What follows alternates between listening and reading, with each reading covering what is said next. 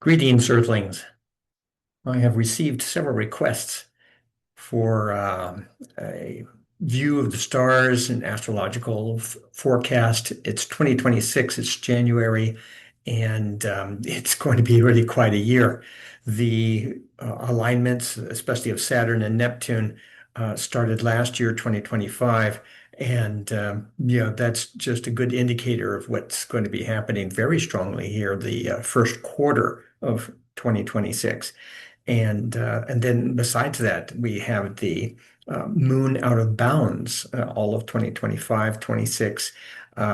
Whenever the lunar nodes are close to Aries or Pisces in that direction, the moon will, when it goes out of bounds, it'll be extreme, which represents more extreme feelings, moods, feelings, reactions, and things like that. So hopefully I'll be very concise and give an overview of what I sense could be happening, and maybe even some resolutions and possibilities of how we can navigate this and move bravely through this kind of tenuous time. So with that, I'm going to go ahead and start my sharing. Okay, so here it is. And yes, 2026, a crucial year.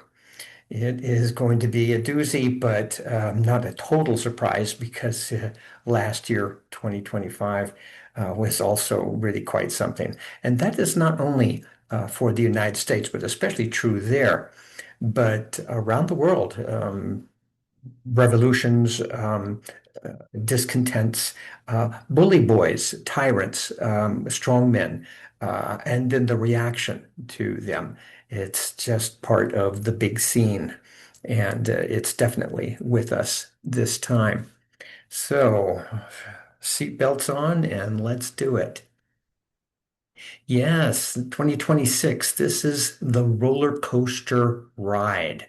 And I start off here with January phase one, and it's going to be like boom, boom, boom, things happening quite quickly. Here, January 26th, when Neptune enters Aries. I've got a chart for that very soon, but it could be, I mean, this is sometimes so precise in its, let's say, entrance in a grand style as it could be on the 25th, 25th, 26th, 27th, right? So close there.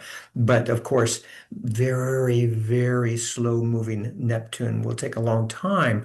And it already made its entrance there in Aries last spring, 2025. And we all know what a surprising series of events that had occurred at that point.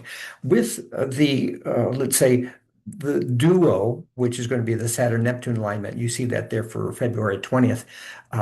That duo will make it a very interesting dance. Last spring, when we had Donald Trump and Elon Musk, each playing their own parts, one doing a Saturn kind of dance for a while, and then morphing into a Neptunian craziness with drug-induced fantasies, and then megalomania. I mean, we've seen all that. It's coming back, okay, and that's going to be really quite strong there. But the February 20th, all of these are kind of mixed in together.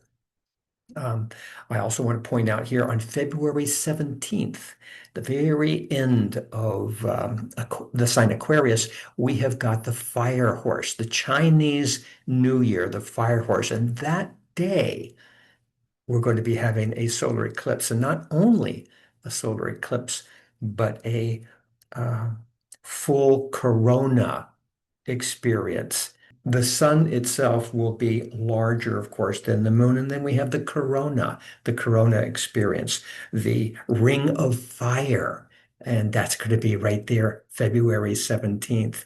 My goodness. But it continues.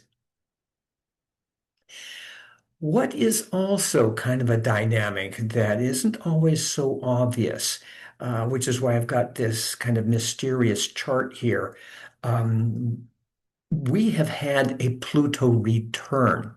Now, even though these dynamics are worldwide and there's going to be major shifts and changes, we see that happening in Iran, in Israel, obviously, ongoing issues there with Ukraine, Russia.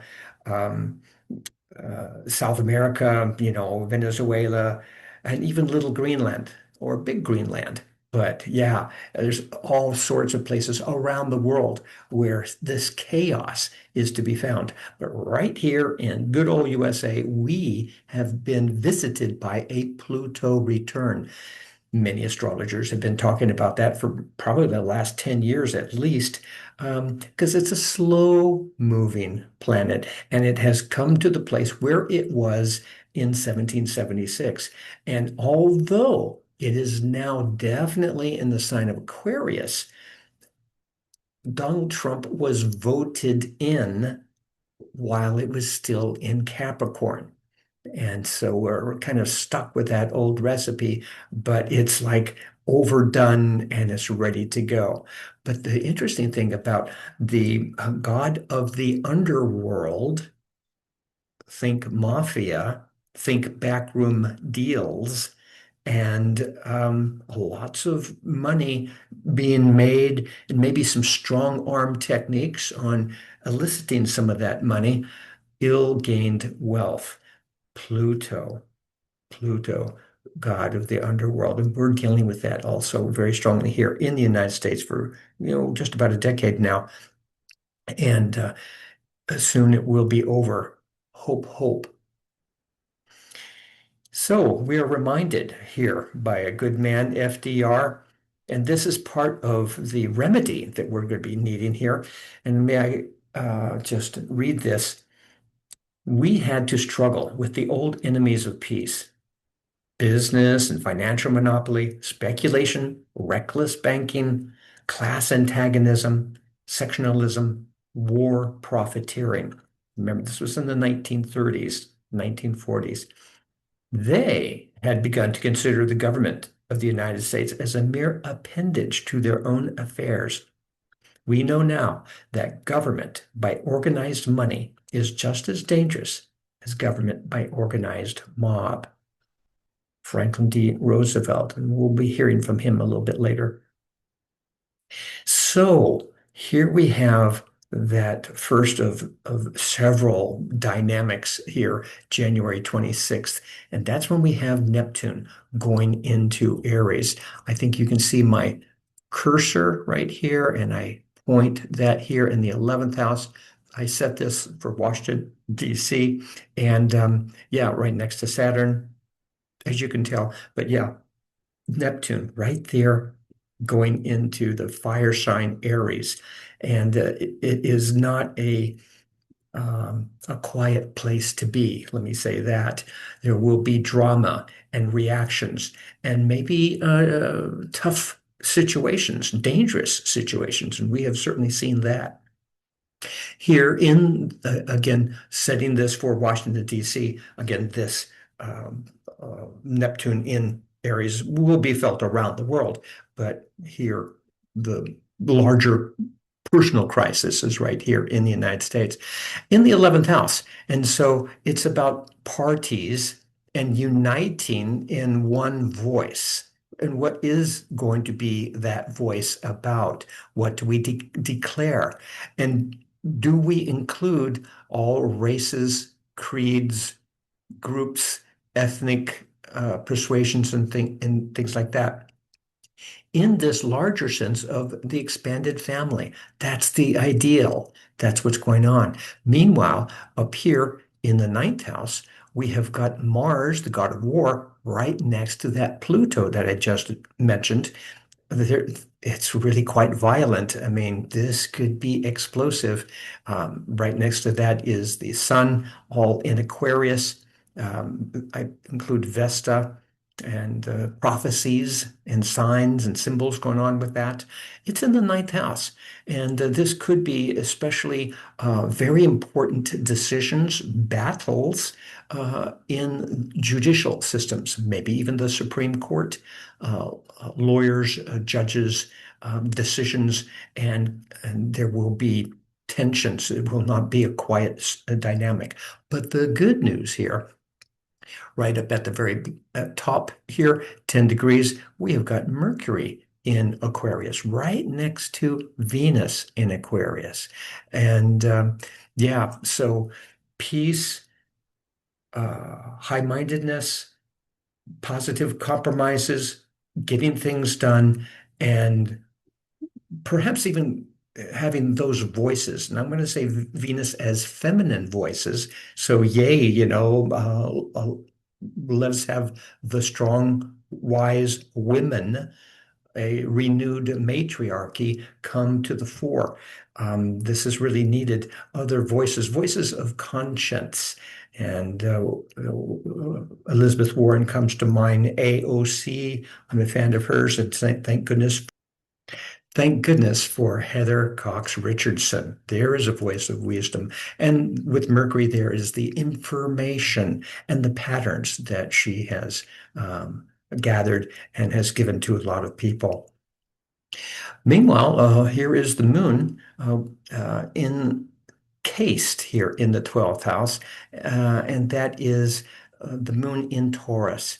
And while many people will be asking for freedom, higher ideals, just rules, peace, and so forth, there is a larger contingent just says, and what about the money, the finances? Things have gotten out of hand. How can we afford things?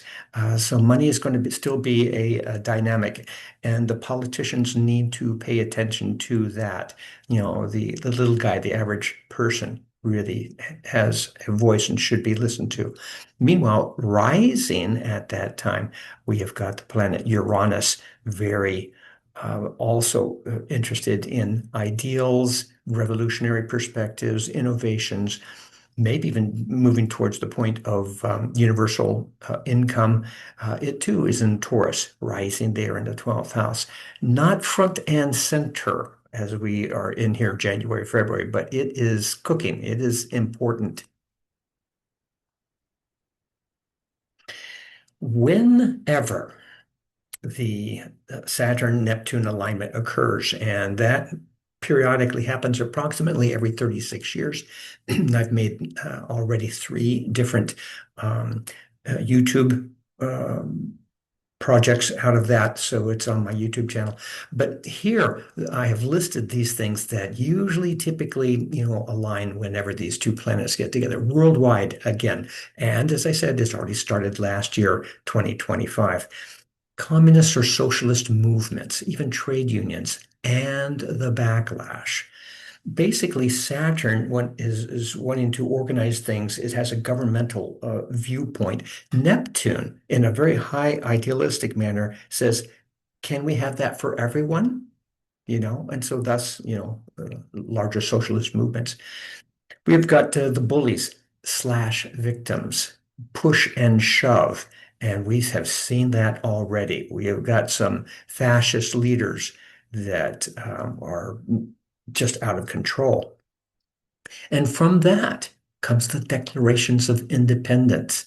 Many nations have been born with this particular Saturn-Neptune alignment. And people wanting to be free, self-evident and all that. Now, there's different kind of communist-like groups that might be surprising for some people. So think about collected monies and support for social and community benefit. So like the fire department, like the police and library services. That doesn't sound like communist, but basically you gather the collected money and taxes and so forth, and you funnel it towards something that is good for the whole community and society, and not expecting an income or a profit from that, which again is connected to a communist slant. During this time, we've got callings and visions. And here, right in January, we've got those monks walking through the United States with their little dog and inspiring many different people. And that would be examples of that, but also people writing books, visions, special songs, um, a great time for artists and their visions. We have to pay attention to feminist and minority rights. It does become an issue during these phases. Then we have royal news, and there's sometimes scandals that happen with these alignments, and they are indeed happening right now in the United Kingdom as well as in Norway. Not sure what's happening in some other royal families, but things are getting hot and heated, and there may be some big changes in those old institutions. Neptune is very much about liquid solutions, um, altered states, and so forth. And so, yeah, pay attention to innovations as well as epidemics, many or not, in drugs, alcohol, as well as medical news. And certainly, we need a renewed vision of our medical perspective here in the United States. Because right now it is still back to crazy land with some of these ideas and notions. I mentioned the liquids and elixirs. Yeah, that's going to be there too. Maritime loss, wind or flood disaster. Yeah, that is a thing. It's already happened. There's been some several major things that have happened here last year, 2025, and I expect it for the next 4 or 5 months coming up. Crazy notions, mental illness news is a common thing whenever they get together. I mean, as I said, last spring, they also got together and just observing what was once the darling boy of innovative ideas, Mr. Musk, just kind of lose it and just go crazy, out there for everyone to see, was just an example of that. And obviously it can be entertaining, but we just have to be careful that they don't have power, they don't have influence, and of course some of them do. One for the books. It's like something that's so outrageous. You go, what the heck? And indeed, we've got some examples of that here last year. And be prepared for some more, just some doozies. Interesting things, time and space, including time zones. I know that there's been some people who've talked about wanting to change the daylight savings time. Even that's a minor thing, it just seems to be one of those things that comes up during these phases. Picture time and pictures, cameras and visual equipment capturing a moment, just like we're doing right now with this video. But movies, really thoughtful, innovative, inspirational films, audios, projects, podcasts, and things like that. Pictures and time. We are undergoing right here, 2026, the fire horse. And I already had mentioned that here is a corona eclipse, and the sun is just a little bit larger than the moon in front of it. And so you see the bright light. The moon cannot stop the light of the sun. And it happens to be here on the 17th of February. And that is going to be then the beginning of the Chinese fire horse year. It's right in the middle of all of this. And it makes me so excited. I think I want to raise my own hand, but I better not. Okay. But the fire horse, that solar eclipse.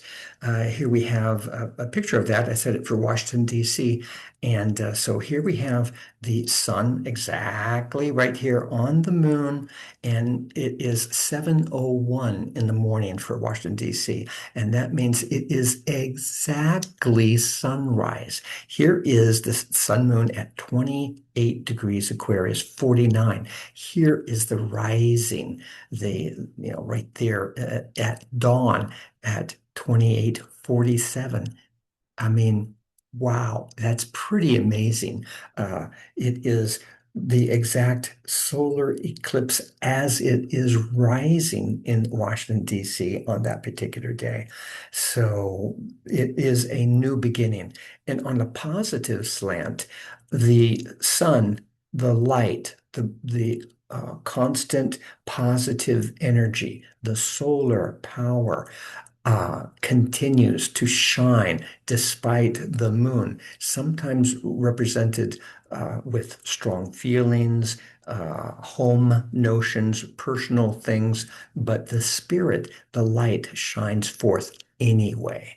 And it may be that those people here on the East Coast may not necessarily even notice that we have got this eclipse, but because it's going to be bright. It's going to be a light, but I think there's going to be some great images from that. I'm a photographer, so I really enjoy that anyway.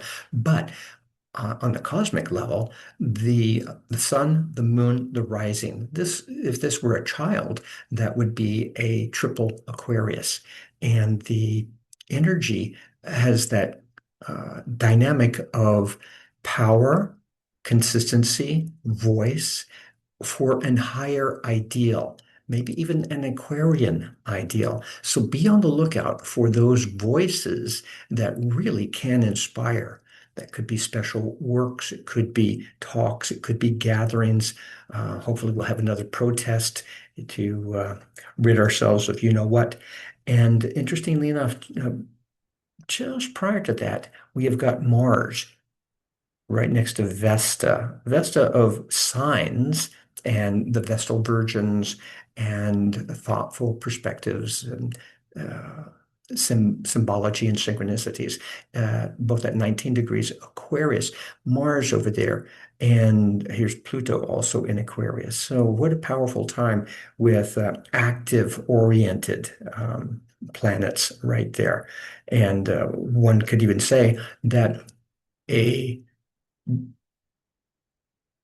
a strong dynamic could occur, a physical reaction or anger, frustrations, reactions, but then following it can be this rising eclipse that says, yes, okay, say what you need to say, but may it be righteous and may we say the right thing and do the right thing. I'd like to add here that we have already got quite a few planets also in Pisces, and Pisces representing religious perspectives and people of conscience and people who also want to have a voice, but will their voice be that of inclusivity or exclusivity? That's going to be their fight, their particular thing.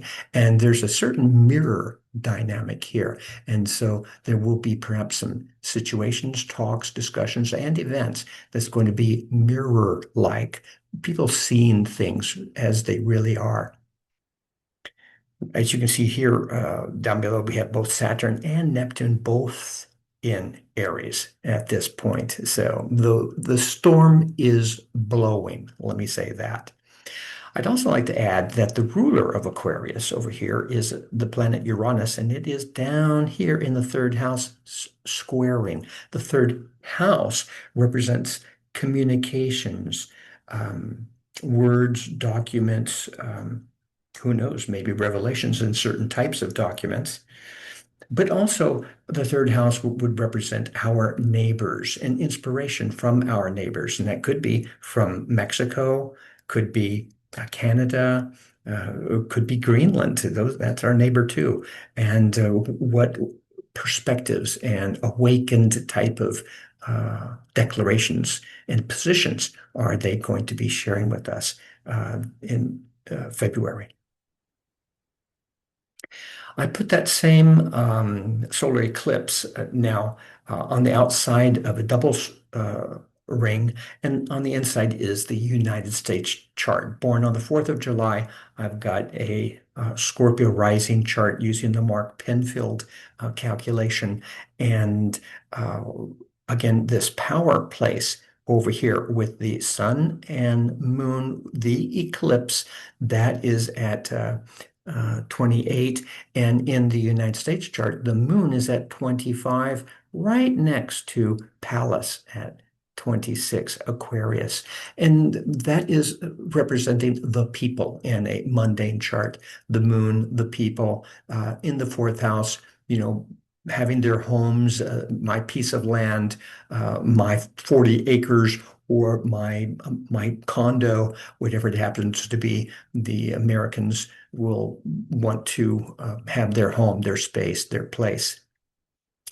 And it's right next to Pallas Athena in the very mental, ingenious, design-oriented sign of Aquarius. And so it basically represents the ingeniousness of the Americans, technologically oriented, innovations, progress, from railroads to cars to planes to the internet. It's like innovations, innovations. It's there in the chart. It's very Aquarian, and right next to it, the moon, right, is that Pallas Athena. Well, that is where the eclipse is. I mean, very close to that. And so the spotlight then is on, wow, the ingeniousness and the solution-oriented inclinations of the population. And it's a bit like, yes, we can do it. I'm reminded of Ken Burns' uh, documentary just last year, coincidentally last year, 2025, about the American Revolution. And again, the power, the focus, the inspiration, really moving towards something brand new. And this is where we have the Pluto return that shows up over here in the third house. That's where Pluto was in Capricorn. Um, at the same time, that all of these forefathers, not much with the mothers, just the forefathers, we're talking about freedom and great idealism and so forth, and they still had slaves, and they were still fighting the savages, and they were still importing indentured servants, and they were going to get their way, and it was going to be a minority just, getting more of the share of the pie than the rest of them. And that has been there from the beginning. And that's why I believe also with that, hidden Pluto return sort of thing, that what we have been dealing over here back here to the third house. And by the way, that's, the Monroe Doctrine and intervention, with our neighbors. But the smaller the world got, our neighbors could be not only those in Central and South America, where we did a lot of interventionist sort of things, but of course the whole world, the United States as a power is everywhere. And that created a lot of bad karma, not only, with the international intervention and overthrowing duly elected representatives around the world, but again with our own stuff with the Native Americans and slavery and so forth. And that is the karma that has been coming back in the form of uh, our just rewards. And again, how perfect that the American Revolution came uh, last year in that really wonderful series. But again, to show us, yeah, this is us. This is my country, 'tis of thee, sweet land of liberty. But it's been flawed from the very beginning. We have not been walking our talk, but we have been expressing our ideals out there, but more like propaganda instead of the truth. And maybe that's why we're being, let's say, whooped and punished, so that we can sober up, so that we can get it. It's like, hey, let's walk our talk finally. Great talk, great ideals, but let's walk it. Let's make it happen. And the ingenious people of the United States can do that. In the meantime, it's time to find ways to de-stress. 2026, the roller coaster ride can be slowing down by the spring. Here, phase two, March 10th, Jupiter goes direct. Jupiter of high-mindedness, Jupiter which was right there in the sign of Cancer, again in 1776. Again, ideals and good intentions and humor. That's also been very much a part of our ethic, of our expression. March 28th, a positive aspect where Saturn sextiles Pluto. And this is where the power mongers can perhaps find some either common ground, or there are some decisions made that says, the power should be in competent hands. Uh, Adults should be in charge. And that's where I think this phase two is going to show up. All of this, of course, happening quite quickly. The roller coaster is slowing down at that point. And then we have to talk about the law, and right and wrong, and the people who hid Anne Frank were breaking the law, and the people who killed her were following it. And that's what we're seeing also right here, right now. Here is something from a Republican. They don't make them like that anymore. Theodore Roosevelt said, to announce that there must be no criticism of the president, or that we are to stand by the president, right or wrong, is not only unpatriotic and servile, but is morally treasonable to the American public. Let's get back to those ideals. And that's what a lot of this, inspiration and tension and great words and reactions are kind of asking us to do. 2026, the roller coaster is losing energy. Phase three, and a list of certain things. April 18th, the Uranus sextiles Jupiter, and then it quickly then enters into Gemini. And wow, high-mindedness, group dynamics, positive associations, and uh, movements with a message. Again, this is going to be quite clear in the United States, but these are aspects around the world. So, yeah, we're getting past the reactions and tensions and knee-jerk reactions from the earlier months of this year, and here we'll be finding more perspectives on compromise, win-win situations, and going back to a sense of justice. Um, I have to remind those who may not know that whenever Uranus has been in Gemini, and this begins a 7-year phase, but whenever Uranus has been in Gemini since the beginning, since 1776, and then the Civil War, and then World War II, we, the United States, have been at war, and there have been divisions in this country. Even in World War II, there were divisions. We can send the black troops over there to World War II and pat them on the back, but we may not integrate them, may not accept them into our society wholeheartedly, might give them a medal or two. But again, that just shows the division that has been there the whole time, every single time. Haven't we learned by now? And I think that's what this is all really pointed towards. Can we grow up? Can we really get it? It's diversity, not division. And part of the questions we have to ask, how did we become more afraid of European style socialism than European style fascism? Again, big questions. And that's what a lot of this is like semi kicking us in the butt to take a look at, are shocking at times, but it really makes one think. Bottom line, we are no longer accepting things we cannot change. It is now time to change the things we cannot accept. 2026, the roller coaster is losing steam, and maybe it's time to come to a peaceful end. We shall overcome. Phase four, summertime.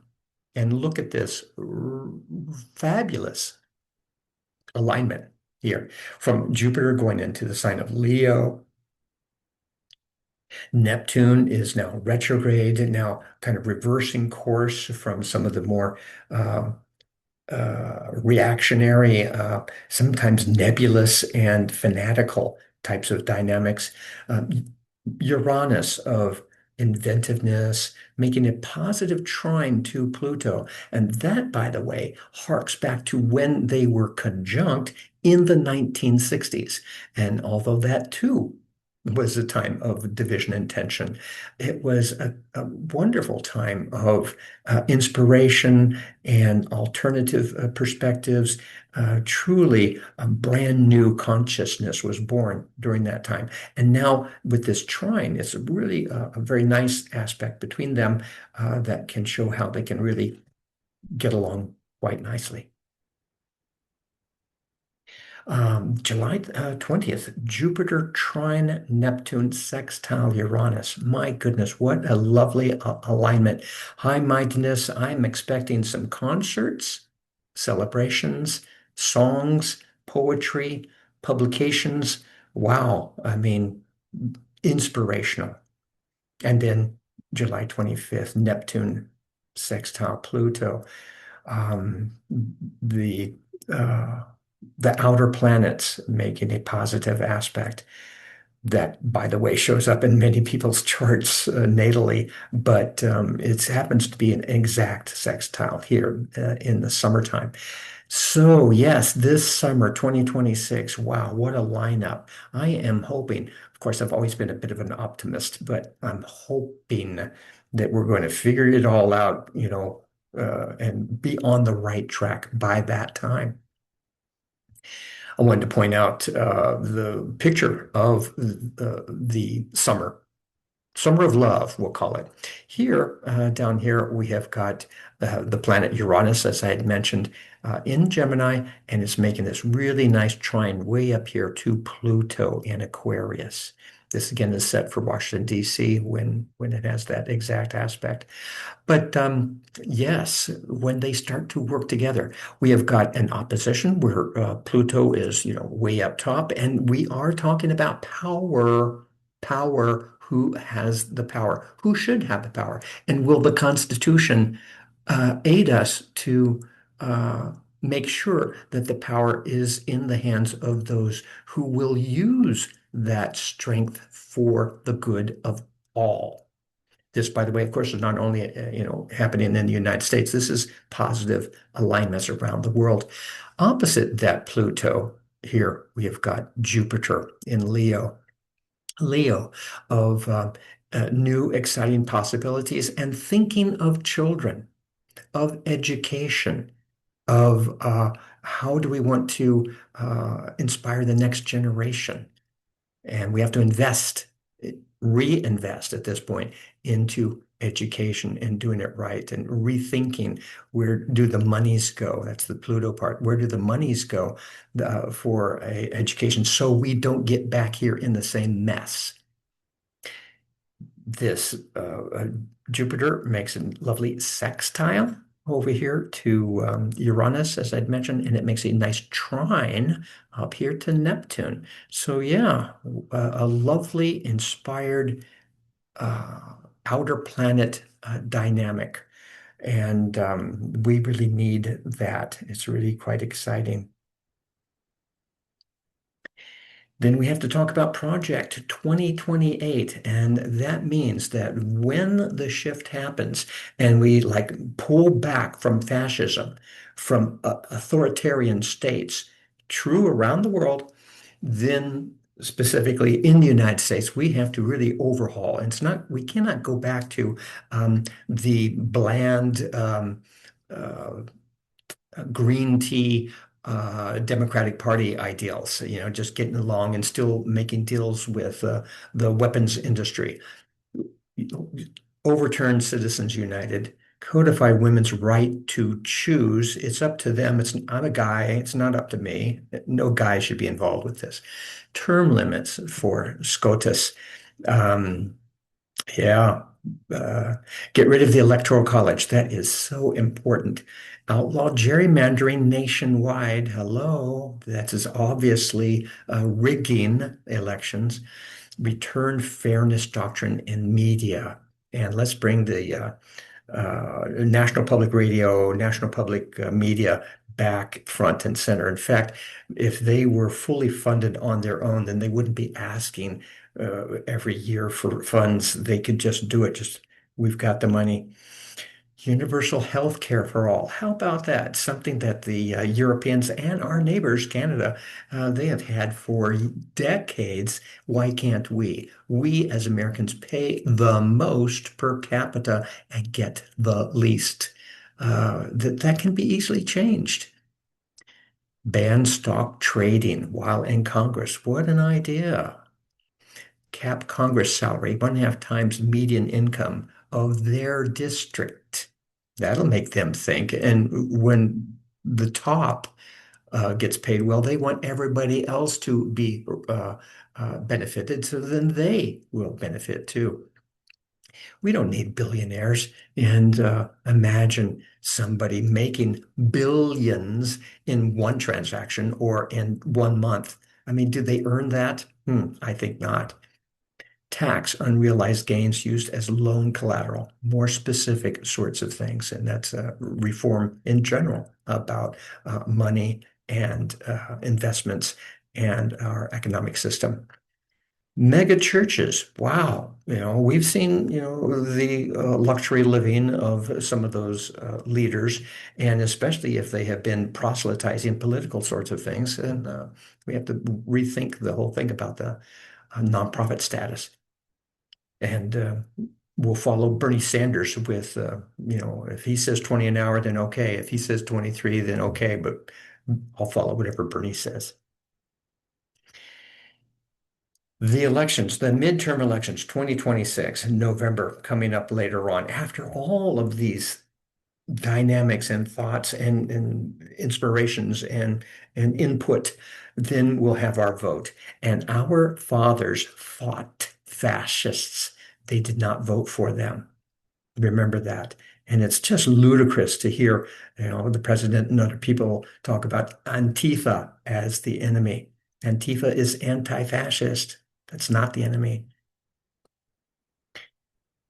High ideals on many different levels. We cannot become what we want by remaining what we are. Thank you for that inspiration. We have choices to make. And is that moving now towards the French Revolution, which happened when Pluto was in Aquarius, as it is right now? Is that where we want to go? Because it can move that way. Some good and positive things came from that, so it's not all totally bad. But yeah, idealism and sometimes reactions, inspirations. And we can also go back to FDR. And this was back in 1945 when he listed the second Bill of Rights, the right of employment, the right of adequate income for food, shelter, and recreation, a farmer's rights to a fair income, regardless of what they're doing on Wall Street and regardless of how the rain comes or not. They are an important part of all life. Freedom from unfair competition and monopolies. Again, they've been talking about this for more than 100 years. Decent housing for all. These are the Bill of Rights. Adequate medical care, and again, back to, these European models that have been working quite nicely. Thank you. Social Security was done and can be increased. And then education. Yeah, universal education. Thank you, FDR. Here is a very interesting dynamic here, the years 2026 and 2027. This is from the Archetypal Explorer. And just to, for you nerds out there looking at astrology, here is the Saturn-Neptune conjunction. That's happening here, February, March, the early months. This is why I'm getting all of this here, time of things happening very intensely, the beginning months of 2026. It is tempered somewhat by having Saturn sextile Uranus on this side and then sextile Pluto on the other side. So it's like, okay, it's not total chaos. There is help and there is some positive ideals.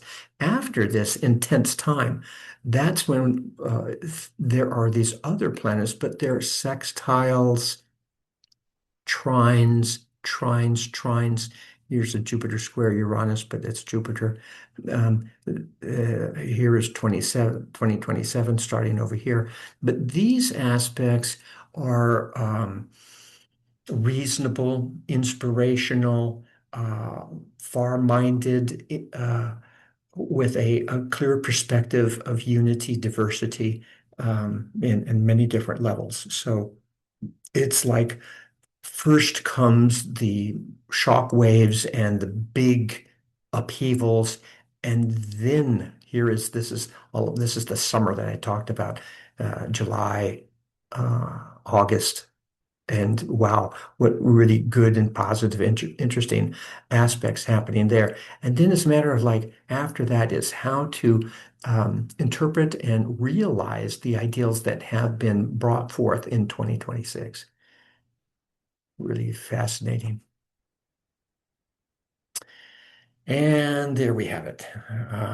More can be said. I've done other talks going into detail about the Saturn Neptune thing, but I hope I've given you an overview.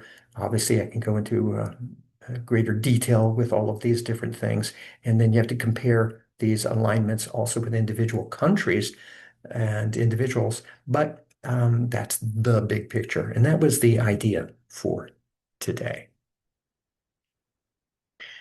So, thanks for tuning in, and I hope this has been helpful. And good luck with everything, and stay on the right side of history.